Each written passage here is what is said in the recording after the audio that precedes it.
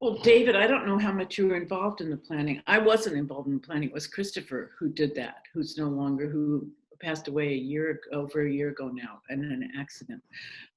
But Christopher had this idea that he really wanted to bring the resistors together, and David was gracious enough to lend his house. I don't know how much you were involved in the planning, David.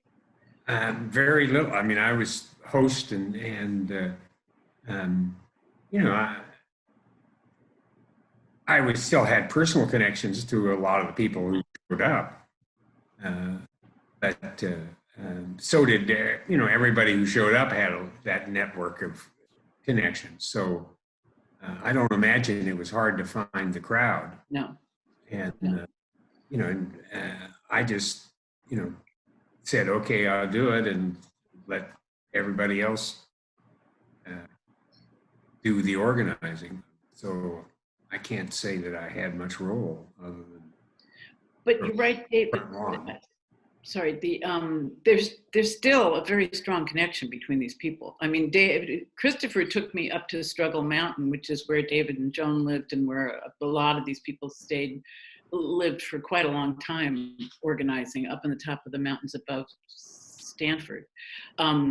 And I thought he was just taking me for a little historical record of where they'd been, and we walk in and everybody's still there. I mean, he knew everybody who was living in this place. This is like 50 years later. So, I mean, I think the connections are, we had a Zoom the other day with a lot of the people who are in the film, which was really moving to me, because I've been living with these faces on screen for 7 years, and here they all are at once.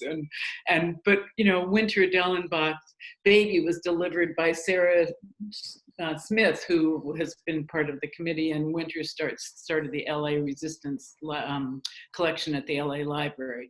I mean, they've all been really involved and continue to be connected in a lot of ways in smaller groups, but it came together in a very wonderful organic way that they're all still connected and heartful, and most of them are still busy out there making change, which is pretty amazing.